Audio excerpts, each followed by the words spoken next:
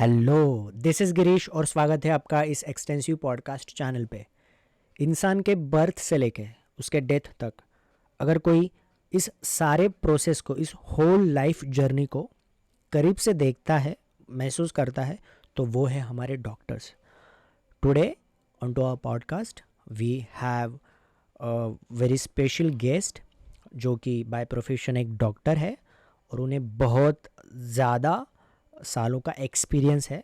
वो हम जानने की कोशिश करेंगे कि डॉक्टर्स की लाइफ कैसी होती है, उनके एक्सपीरियंसेस क्या है रिगार्डिंग लाइफ, उनके व्यूज़ क्या है रिगार्डिंग लाइफ, और उनकी लाइफस्टाइल कैसी होती है, उनको क्या प्रॉब्लम्स होती है, क्या फेज करना पड़ता है, और वो किन सारी चीज़ों से गुज़रते हैं। इनके बावजूद भी वो किस तरह से लोगों की सेवा करते हैं विदाउट एनी लाइक खुद का ज़्यादा एक मैं कह सकता हूँ खुद के बारे में ज़्यादा सोचने के बजाय वो दूसरों के बारे में ज़्यादा सोचते हैं और ह्यूमैनिटी के तौर पे वो सेवा करते हैं लोगों की। तो we have a very special guest, doctor Abhay Naik. Hello doctor. Hello. स्वागत है आपका इस एक्सटेंसिव पॉडकास्ट चैनल पे and I am very excited to this conversation. I am very excited कि आपसे बहुत सारी चीज़ें सीखने मिलने वाली है मुझे और सारे व्यूअर्स को। So without any due let's start with this podcast. Thank you, धन्यवाद।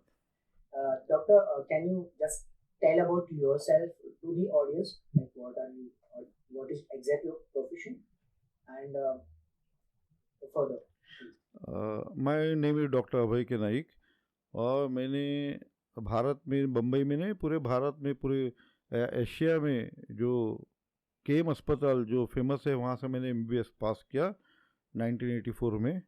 वो आशिया में सबसे बड़ा अस्पताल है और मैं सच्ची मेरे इंस्टीट्यूट को मैं अभी भी प्यार करता हूँ, जहाँ मुझे अच्छी तरह डॉक्टर सीखने को मिली। और उसके बाद मैंने कूपर अस्पताल में काम किया, एक मलाड में MW जैसे अस्पताल, उसमें काम किया और 35 साल से यहाँ मैं इस क्लिनिक में यहाँ मैं कार्यरत हूँ। मेडिसिन में प्रैक्टिस करता हूँ, 35 साल से अभी यहाँ हूँ। Great.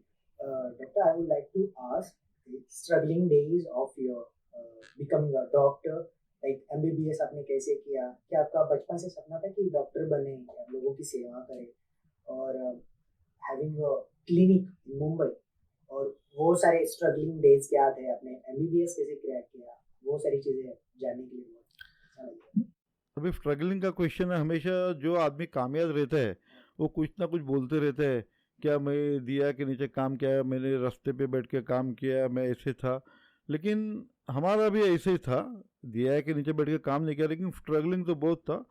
जैसे मैं एक मिडिल क्लास से था और MBBS या डॉक्टर होना मेरा सपना नहीं था। मैंने जब 12वीं पास की, उस ज़माने हम लोग इंजीनियरिंग को भी जा सकते थे और डॉक्टर भी करते थे। मुझे दोनों तरफ एडमिशन मिल रही थी।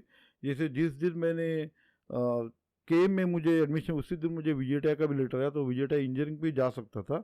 और मेरे फादर तो ऑर्डिनरी, मतलब he was working in the high court. हमारे घर में कोई डॉक्टर वगैरह नहीं था। स्ट्रगलिंग तो बहुत डेज से, पढ़ाई से लेकर वो पढ़ाई करना है, वो 12वीं में अच्छा मार्क्स लाना है, और उसके बाद सबसे स्ट्रगलिंग तो ये था कि क्लिनिक डालना, क्योंकि हम लोग इतने अमीर नहीं थे उस ज़माने में, एक दुकान लेके क्लिनिक डालना। तो यहाँ तक पहुँचने के लिए मुझे 4-5 क्लिनिक डालने पड़े। इस जगह पे भाड़े पर रहा, उस जगह पे भाड़े पर रहा, तो ऐसे करते करते मैं यहाँ तक पहुँच गया। और मतलब आपको यकीन नहीं आएगा कि इतने लोन्स ले चुके थे। क्या उस ज़माने में 2% इंटरेस्ट, 3% इंटरेस्ट, कभी गहना गिरवी रखा, सब करके इस क्लिनिक में यहाँ तक पहुँच गए। अभी 30 साल से ऊपर मैं यहाँ हूँ। लेकिन वो स्ट्रगलिंग सचमुच स्ट्रगलिंग है। ये कोई फिल्मी कहानी नहीं जैसे बताया जाता है, दिए के नीचे पढ़ाई किया, ऐसे नहीं। This are facts of life ये। और एक बोलना चाहता हूँ कि हमारा, मैं 10वीं होने तक हमारा घर, बम्बई में घर भी नहीं था। हम तो फुटबॉल तो इस घर में, उस घर में, भाड़े के घर में, किराए घर में, किसी रिश्तेदार के घर में। तो 10वीं में 1977 में हमारा घर हो गया। तो हमारा घर भी नहीं था बचपन, मेरे जन्म से लेकर मैं 10वीं तक हमारा घर भी नहीं था बम्बई में। तो ये हमारी स्ट्रगलिंग लाइफ थी। Good. It was like great that you struggled and you become successful doctor, a physician, a specialist doctor as a surgeon. Can you tell me what type of surgeries are? नहीं नहीं, I am not a surgeon, I am MBBS. MBBS का degree का मतलब होता है कि bachelor of medicine और bachelor of surgery. जैसे हम मेडिसिन तो देते ही है, और जैसे सर्जरी बोले तो हम कोई भी बड़ी सर्जरी कर सकते हैं, लेकिन अपने को उतना बोल्डनेस होना चाहिए और उतनी काबिलियत होनी चाहिए। लेकिन मैं यहाँ मेरे क्लिनिक में बहुत सारे माइनर सर्जरीज करता हूँ, जैसे ईयर लोब रिपेयर, किसी का कान फटता है तो सिलाना, तो पीप होता है तो पीप की गांठ काट के पीप निकालना। हाँ, local surgeries under local anaesthesia I do it. किसी को टाका डालना है, छोटे मोटी गांठ है वो निकालना है, या तो फिर मुस्लिम्स में जो सर्कमसिजन बोलते हैं वो करता हूँ मैं। तो ये सब छोटी मोटी सर्जरीज मैं करता हूँ। सिर्फ मैं ऐसा नहीं कि जस्ट खांसी की दवा दो या कफ की दवा दो, या जो मेरे बस में या मैं यहाँ कर सकता हूँ अंदर लोकल एनेस्थीसिया, उतनी सारी सर्जरीज मैं करता हूँ। उससे एक मैं बोलना, इसमें क्या लोगों का लाभ भी बहुत है। बड़े अस्पताल में इसको 30-40 हज़ार लगता है, अभी तो मेडिक्लेम है, लेकिन कभी मेडिक्लेम नहीं तो बड़े अस्पताल में 30-40 हज़ार लगता है कि एडमिट होने के पहले। तो हम यहाँ वो सर्जरी जिसको 40 हज़ार लगता है, हम लोग 5-10 हज़ार में यहाँ करता हूँ, और लोगों को भी फ़ायदा होता है, और मुझे भी एक जो होता है सेटिस्फेक्शन है, मैं कुछ अच्छा काम कर रहा हूँ। थैंक या really. My next question will be like, as you are in this profession, it's been 45 plus years, right? No, I'm here for more than 30 years. My age is 61. I'm over more than 30 years in this profession. Still, it's a huge number. Yeah. So, have you noticed the technological changes happen, especially in medical field? क्या changes हुए हैं और उसका क्या इस्तेमाल अच्छी तरीके से हो रहा है? बहुत सारे चेंजेस हो गए थे हमारे ज़माने। जो को मैं 84 में जब पास हो गया था, हमको एक क्वेश्चन आने लगा, व्हाट इज़ सीटी स्कैन, जैसा कंप्यूटर एक्चुअल टोमोग्राफी। और मुझे याद है केम्स में भी वो सीटी स्कैन का मशीन नहीं था, तो हम लोग केम से इरला में एक जगह भेजने के, बॉम्बे स्कैन सेंटर था, या दूसरी जगह कहीं भेजने के लेमिंगटन रोड में, तो scan also was a rare thing. तो अब तो बहुत सारे इन्वेस्टिगेशन आ गए, जैसे laparoscope, laparoscopic surgery, cystoscopy, bypass surgery, angioplasty, बहुत सारे प्रोसीजर आ गए। लेकिन एक सब प्रोसीजर्स के पीछे ये ज़रूर है कि ये होना ज़रूरी है कि जो डॉक्टर है उसको देखो बेसिक एनाटॉमी फिजियोलॉजी परफेक्ट आना चाहिए। क्या मशीन, देखो मशीन इम्पोर्टेंट नहीं है, जो डॉक्टर मशीन के पीछे है वो इम्पोर्टेंट है। कि कभी भी हम लोग कोई मशीन इस्तेमाल करते हैं और उस टाइम कुछ प्रॉब्लम है मशीन का, तो डॉक्टर के सर्जन है तो उसको पूरा डिसेक्ट करके वो सर्जरी मैन्युअली करने को कभी ऐसी ज़रूरत हो, तो एनाटॉमी फिजियोलॉजी का सब नॉलेज होना सब ज़रूरी है। मशीन ही सब कुछ नहीं है। मशीन ने कितने भी इनोवेशंस किए, तो the man behind the machine, the doctor behind the machine is very very important. और मेरे को लगता है एक काबिलियत डॉक्टर, काबिलियत सर्जन, काबिलियत गायनेकोलॉजिस्ट, काबिलियत जो डॉक्टर हो वो परफेक्ट मशीन के पीछे ही रहता है। उसकी काबिलियत पे मशीन चलती है ना, वो अगर काबिलियत में मशीन कैसे चलेगी। तो ऐसे आज बोल नहीं सकते कि डॉक्टर का कोई रोल नहीं है, मशीन से सब कर रहे, ऐसे नहीं रोल हो सकते। आज देखो सोनोग्राफी करेगा तो डायग्नोसिस, जो रेडियोलॉजी करेगा, सर्जरी जो करेगा, तो उसको पूरी एनाटॉमी पता होती है, इसलिए मशीन बराबर ऑपरेट कर सकता है।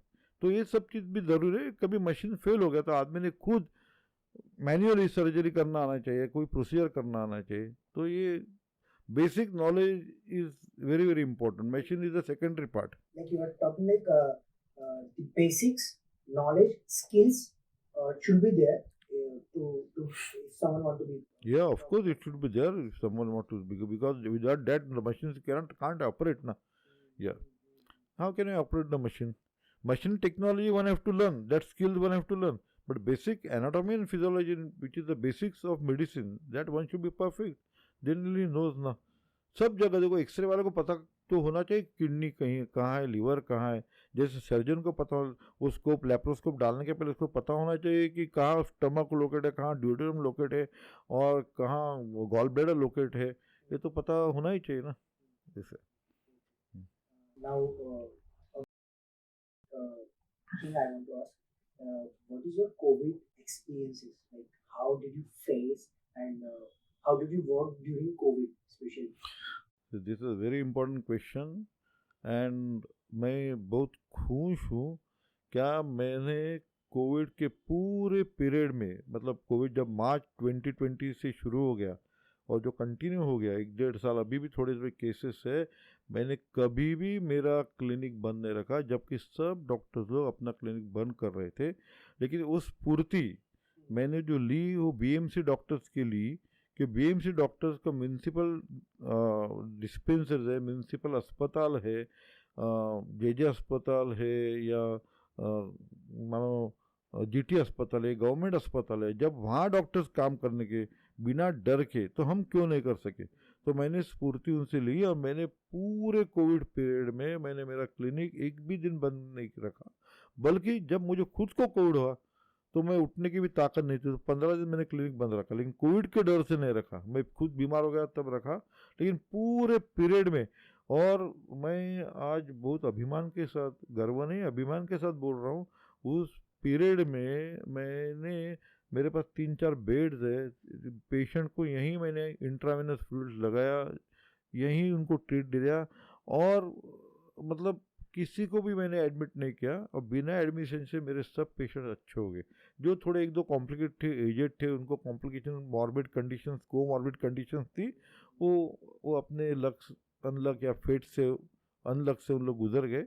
लेकिन बाकी सब पेशेंट जितने हो सके हमने अच्छे कर दिए, और थ्रू आउट। और इसमें मैं मेरे स्टाफ का भी शुक्रगुजार हूँ कि मैंने अकेले ने काम नहीं किया। मेरे स्टाफ जो सरस्वती करके मेरी स्टाफ है और अंगद का स्टाफ है, वो दोनों मेरे साथ काम करने के, और मेरे कुछ दोस्त उस दरमियान आ गए जो मेरे को कंटिन्यूस मदद करे, कोई बिना डर के वजह से।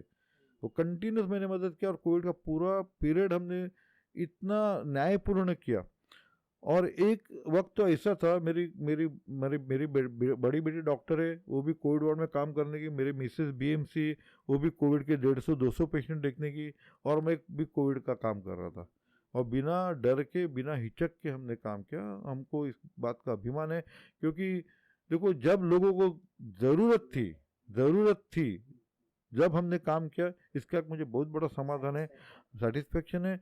और क्यों नहीं करे, क्योंकि लोगों ने मेरी फीस भी दे दी।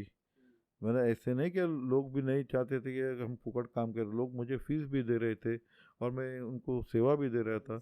और मुझे, हाँ, इंसानियत के आते मुझे बहुत अच्छा लगा, मुझे बहुत समाधान लग रहा है, क्या मैंने बहुत अच्छा काम किया।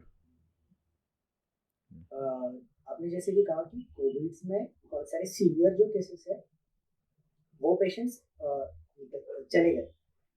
nowadays there are getting lots of news, doctors जो होते हैं उन पे मॉब अटैकिंग या फिर ये सारी चीजें भी।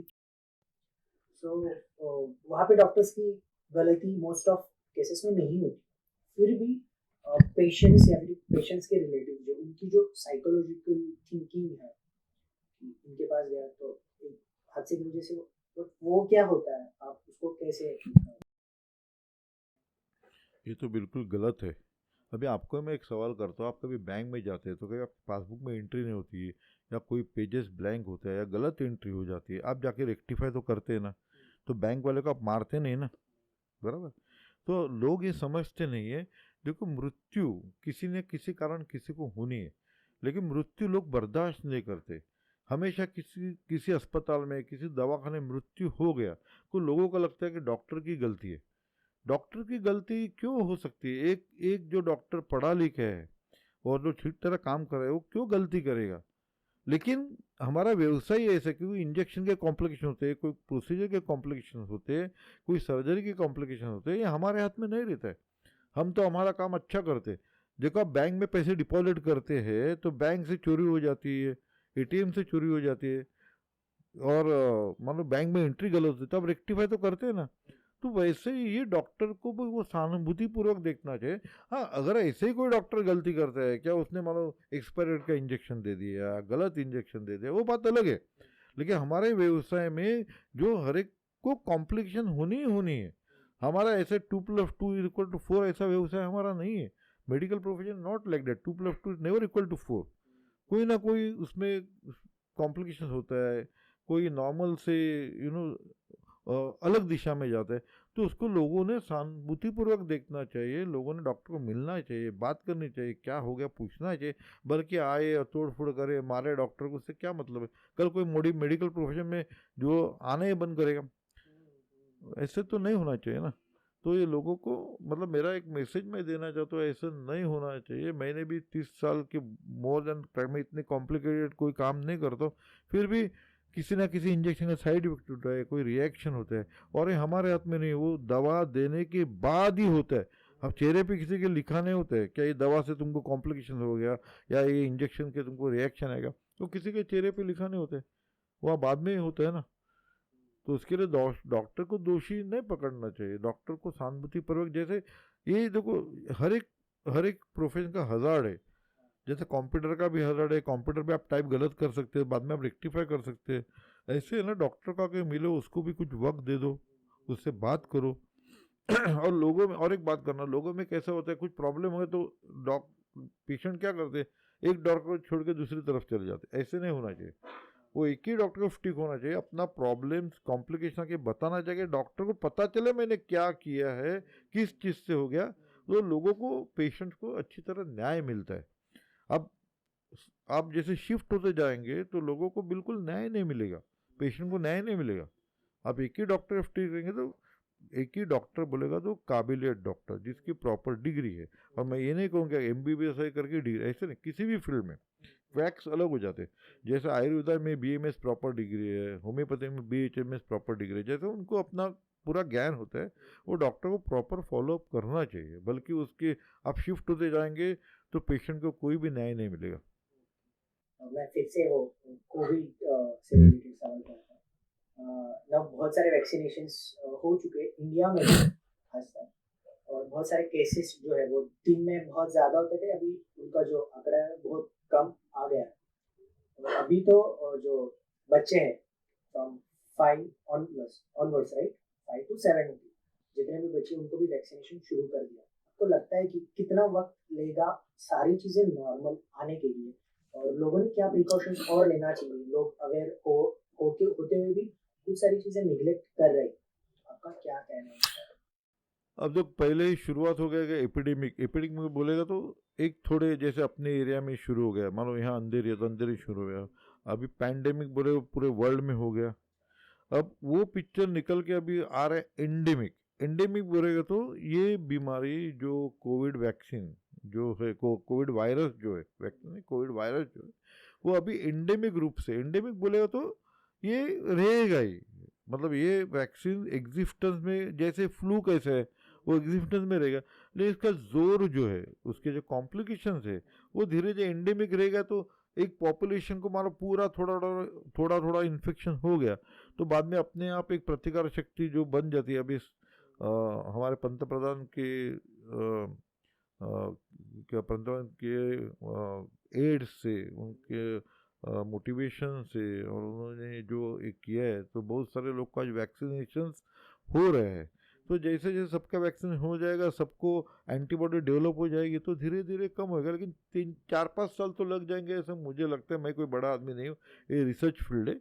लेकिन एक जैसे अभी उसका डाउनफॉल हो रहा है, तो और 2-4 साल में वो एंडेमिक रूप से उसका डाउनफॉल हो जाएगा। That will be a great news for all Yeah, of us. Thank you, it's a good Because news. सारे सारे लोगों की लाइफस्टाइल जो है या अभी अभी सीधे स्ट्रेट लाइन में आ रही है।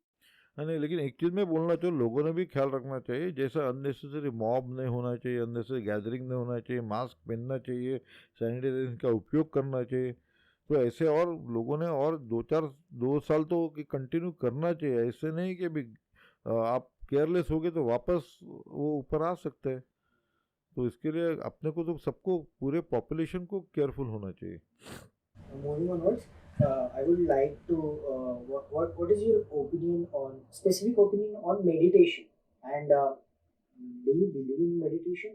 And second one is do you what do you like tell about the yoga part?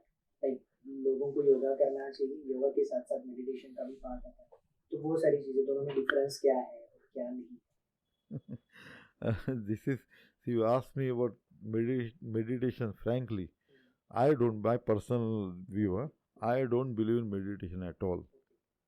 जैसे आपको अपना गोल फोकस करना है और गोल की तरफ पहुंचने की कोशिश करनी है। जो हमारे देश में एक चाय वाला पंतप्रधान बन सकते हैं, आज मोदी जी हमारे पंतप्रधान बने, तो मोदी जी पंतप्रधान एक रात में नहीं बने हुए। जब वो चाय का बिजनेस करते थे तभी उन्होंने सपना देखा रहेगा कि मैं पॉलिटिक्स में जाऊंगा और मैं पॉलिटिक्स में देश की सेवा के लिए सबसे उच्च पद में मैं पहुंचूंगा, तो उन्होंने सपना देखा रहेगा। तो शुरुआत में मुख्यमंत्री बने, गुजरात के 3-4 साल रहे, उसके बाद वो पंतप्रधान बने और वो फिर बाद में काम में कंसंट्रेट करे। जैसे वो बन सकते तो कुछ भी हो सकता है।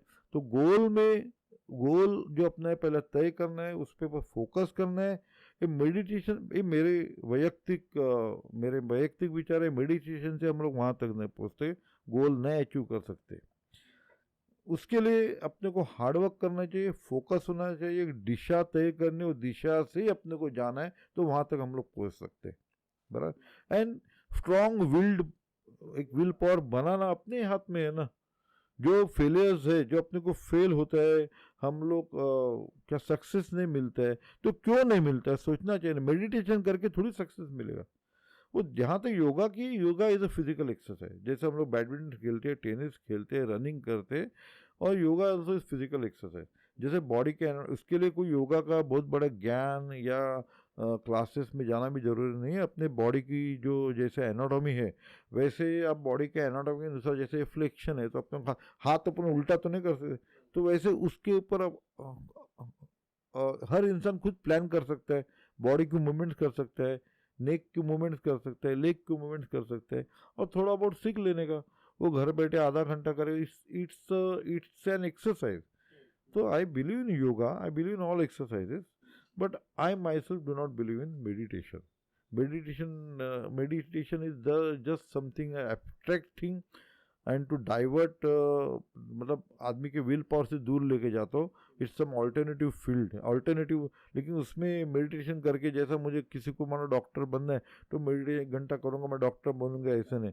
उसको फोकस करके पढ़ाई करनी है पूरे, और आजकल के NEET exam, seat exam pass करनी है, अच्छे मार्क्स लाने हैं, तो ही वो आगे MBBS का पढ़ाई करना है, तो ही डॉक्टर बनेगा। Now moving onwards,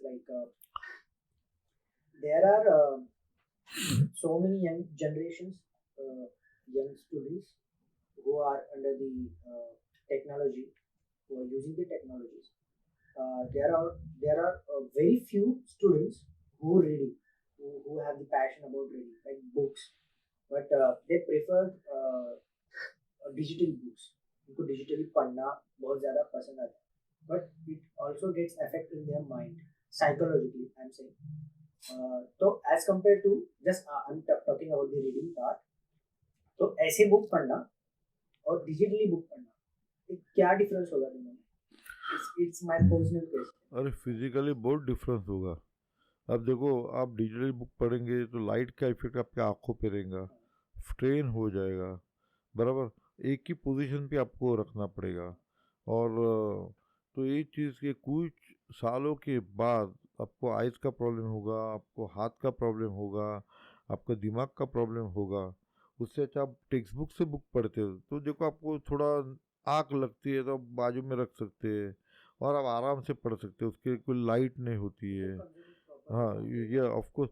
और क्या है, देखो ये स्क्रीन पे कैसा रहता है, ऊपर नीचे करो, राइट लेफ्ट करो। अब देखो हमको भी पेशेंट है ना, कभी व्हाट्सएप पे रिपोर्ट भेजते, मेल पे रिपोर्ट भेजते, हम देखते हैं आजकल वो क्या टाइम की ज़रूरत है। लेकिन जो हम लोग एंजॉय हार्ड कॉपी में हम लोग एंजॉय करते रिपोर्ट देखने में, वो हम लोग ये वर्चुअल मीडिया पे हम लोग नहीं करते एंजॉय। ज़्यादा समझ में आता है, और हम लोग को ऊपर नीचे ऐसा ऊपर नीचे स्क्रॉल नहीं करना पड़ता, राइट लेफ्ट नहीं करना पड़ता है, तो अच्छी तरह हमको समझ में आता है। लेकिन दूसरी क्या होता है, देखो यह ऐसे ऑनलाइन देखना रिपोर्ट वगैरह गलती हो सकती है, हम लोग को इतना क्लियर ये नहीं होता है। जैसे हार्ड कॉपी से क्लियर प्रिंट आउट हाथ में रहती है तो हम अच्छी तरह रिपोर्ट देख सकते हैं। बहुत सारे पेशेंट आप हार्ड कॉपी लेके, और आजकल ऐसे हो गया क्या, ये बहुत बड़ा एक बिजनेस भी हो गया क्या। देखो मैं रिपोर्ट्स की बात करूँ, जैसे लोग अरे ऑनलाइन पैसे तो ले लेते, नहीं ऑनलाइन भेज रहे हैं, क्योंकि उन लोग अपना खर्चा बचाते, प्रिंटिंग का खर्चा बचाते, डिलीवरी का खर्चा बचाते। तो मुझे लगता है जो भी पेशेंट, मैं डॉक्टर के बारे में बात कर रहा हूँ, जो भी पेशेंट्स जो कोई रिपोर्टिंग में जाते हैं, they should demand hard copy. ऐसे नहीं मोबाइल पे भेज दिया तो काम हो गया, ऐसे क्योंकि सामने वाला क्या करता है, अपना खर्चा बचा रहा है, उसका एक ड्यूटी है कि हार्ड कॉपी देना है। हार्ड कॉपी तो प्रूफ है। ये मोबाइल पे मानो कुछ डिलीट हो गया तो अब कहाँ ढूंढेंगे। Now further, I would like to ask कि अब से 5 साल बाद स्पेशली द मेडिकल इंडस्ट्री, आप मेडिकल इंडस्ट्री को कहाँ देखते हैं, like in terms of technology also, in terms of money also, in terms of expenses also, आपकी क्या राय है कि आज से 5 साल बाद स्पेशली कोविड ये सारी चीज सिचुएशन की वजह से मेडिकल डिमांड इंडस्ट्री में ज्यादा हो गया, आपको क्या लगता है इस बारे में?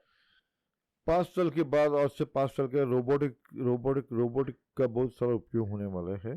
लेकिन इसके पीछे भी मैं एक बोलूँगा, बेसिक नॉलेज तो सेम रहता है। डॉक्टर की बात करो, बेसिक नॉलेज आपको एनाटॉमी, फिजियोलॉजी या बायोकेमिस्ट्री या माइक्रोबायोलॉजी, सब तो बेसिक नॉलेज तो आपको आना ही चाहिए। ऐसे तो स्किल्स तो आना ही चाहिए। सिर्फ टेक्नोलॉजी बढ़ती रहेंगी, लेकिन टेक्नोलॉजी सिर्फ बढ़ती रहेगी और डॉक्टर को ज्ञान नहीं रहेगा तो उसका समाज को फ़ायदा नहीं होने वाला। डॉक्टर का जो ज्ञान है, वो नॉलेज जो है वो तो सेम रहने वाला है, बराबर। हाँ, उसके साथ साथ टेक्नोलॉजीज का भी नया ज्ञान उसको लेना पड़ेगा। लेकिन टेक्नोलॉजी के आजकल क्या टेक्नोलॉजिकल असिस्टेंट्स होते हैं।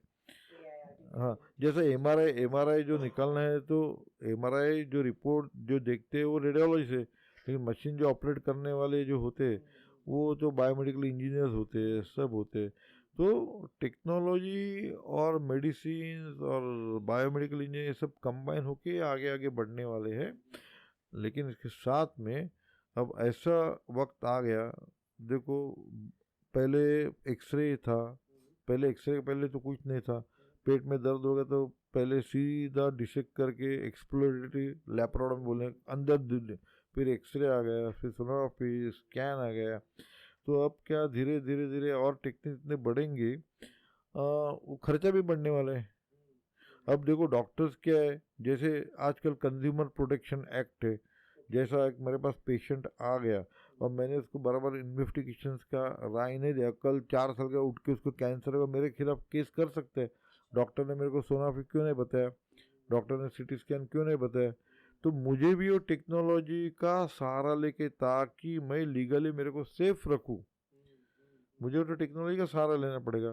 पेशेंट मुझे बोला पेट दर्द होता है, तो पहले मैं सोनोग्राफी करूँगा, फिर उससे नहीं होगा तो मैं स्कैन करूँगा, स्कैन से नहीं होगा तो और पेट स्कैन करूँगा, उससे नहीं होगा एमआरआई स्कैन करूँगा। तो बढ़ते बढ़ते जो एक्सपेंसेस बढ़ रहे हैं, लेकिन आजकल का मेडिक्लेम भी है, तो people also not bothered. People want they want the treatment is the last technique जो है, जितना हो सके उतना लोग करते रहते हैं बिकॉज ऑफ मेडिक्लेम। तो अच्छी भी बात है।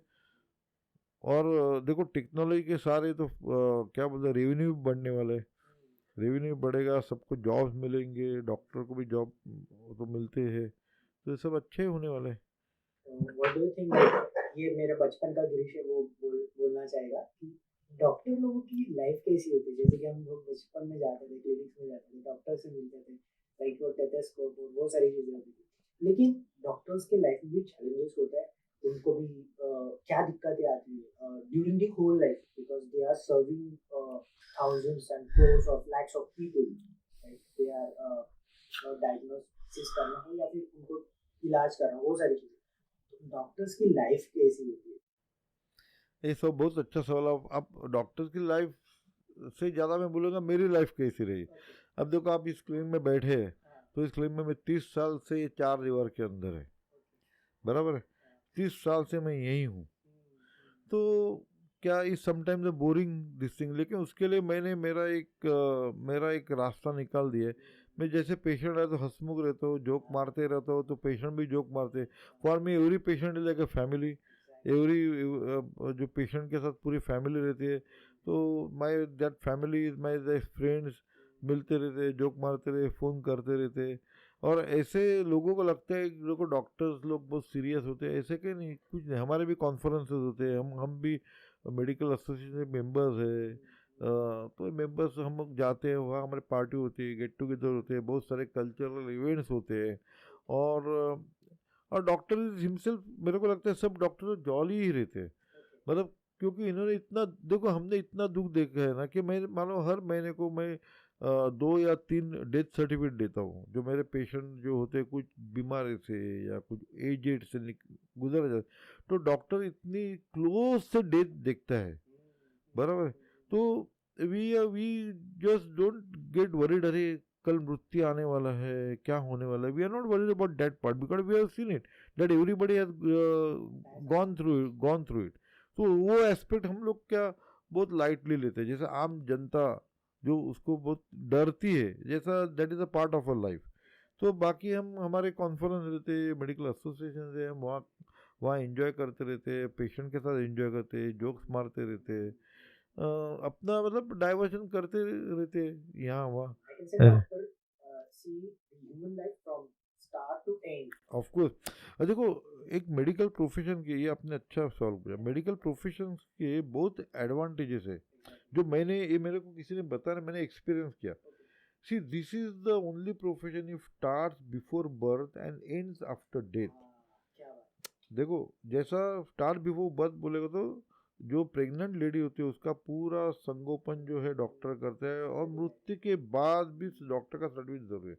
See this is the only profession which is where rich of the richest require. अमीर से अमीर आदमी को लगता है और गरीब से गरीब आदमी को लगता है। This is the only profession, आपको कुछ जरूरत नहीं है, आप कहीं भी दुनिया में कोई भी कॉर्नर पे जाओ जहाँ डेवलपमेंट नहीं है, फिर भी आपको रोजी रोटी मिलेगी, रोजी रोटी मिलती है। और ये ओनली प्रोफेशन है क्या जिसमें लोग इतना, अभी कुछ हर फील्ड में ब्लैक शिप होती है, तो कोई डॉक्टर कुछ गलत काम कर रहा है इसका मतलब सब गलत काम करते हैं, ऐसा नहीं है। दिस इज ओनली प्रोफेशन क्या you get a vast respect. जैसा देखो मैंने देखा एक टीचर्स को रिस्पेक्ट मिलता है। आज कोई बड़ा सेलिब्रिटी भी अपने बच्चे के लिए स्कूल में मिलने को जाता है तो झुकता है, teacher good morning, how is my child. ऐसे डॉक्टर के पास भी आके मतलब लोगों को एक विश्वास होता है, एक अपनापन होता है, एक प्यार होता है कि ये डॉक्टर है जो मेरे मतलब मेरी तरफ अच्छी तरह देखेगा और मेरे को अच्छा करेगा, मेरी फैमिली का ख्याल रखेगा। तो बहुत बड़ा विश्वास है और किसी भी प्रोफेशन में नहीं है ऐसे।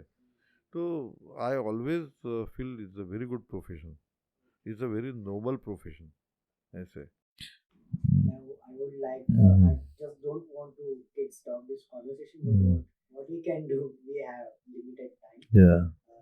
This is my last one thing I want to ask. अगर आपका 20s और 30s का जो डॉक्टर अभय आपको मिले, राइट, आई कैन से, तो आप उसको क्या एडवाइस देना चाहोगे यंग अभय डॉक्टर को?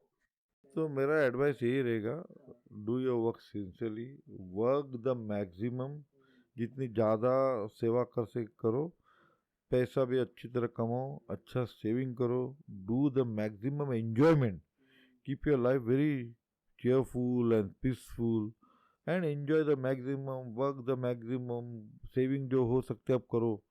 और ऐसे नहीं कि आप दिन भर काम भी करें एंजॉय नहीं करें, हर एक का एंजॉयमेंट अलग अलग होता है। अभी कोई मेरे को देखेगा तो बोलेगा मेरे पेशेंट, अरे डॉक्टर तो 365 दिन है, नहीं मेरे भी एंजॉयमेंट है। 11 बजे के बाद मैं कंप्लीट मैं पूरा सोशल आदमी हूँ। Then I will enjoy from 11 PM till 5 o'clock in the morning, but next day I again come to work. तो ये यंग जनरेशन को मेरा सलाह है। हाँ, और गलत काम, you don't go enter into malpractice. गलत काम बोले तो कोई किडनी रैकेट में रहता है, I am talking specially to medical profession. If somebody is involved in kidney racket or somebody is involved in some other this thing, one should not do it. See, पैसा पैसा पैसा आदमी कितना करे, there is no end to it. हाँ, लेकिन hard work से आप जो करना है। और दूसरी बात है, देखो मेरे को बहुत लोगों ने मदद किया जब मैं यहाँ तक पहुँच गया। Many people have help me, my friends, my relatives, my well wishers, और वही काम मैं भी करता रहा। I also help lots of people to come out of the difficulties. तो I if some Abhay Naik is just done MBBS now, I'll tell him that way only. If you are good in a relation, try to help people. and try to be a good person. This is a very noble profession, but enjoy also, earn money also, save also, and do something to society. Thank you so much. Hmm. It was this conversation was like we learned a lot. Definitely, our viewers also learned a lot, and I humbly bow down to all the COVID warriors who did this service, जिन्होंने लोगों की without self care सेवा की, right? क्योंकि Covid pandemic ऐसे situation था जहाँ पे डॉक्टर्स, नर्सेस और पुलिस, मैं कहना चाहूँगा, उनकी बहुत ज़्यादा ज़रूरत थी, क्योंकि रियल वॉरियर्स मैं कहना चाहूँगा, और you are the part of it, and I am very glad to have you on to this podcast. आप पॉडकास्ट में आए, बहुत सारी चीज़ें आपके बारे में बताई, आपने शेयर किया, and thank you so much for this. Anyway, I also thank you for giving me this opportunity to express my feelings. Very small guy. No, no. Anyway, but you have come forward and you wanted to interview me. It's my what you say? It's my fortune that you have come here, and I also just telling you, yeah, thank you. And then whatever I said is from the heart. Is nothing, nothing. What you say? Nothing unnatural. It's all just from the heart. It was not also scripted. Yeah, We yeah, can yeah, tell yeah. our No, no, audience. yeah, yeah. It is not scripted and from the heart. And whatever I realize, what I face, what I view, it is as it is. And anyway, thanks a lot to you. Hence, it is an extensive Yeah. Okay. podcast. Okay. Okay. I wish you all the best for your future career.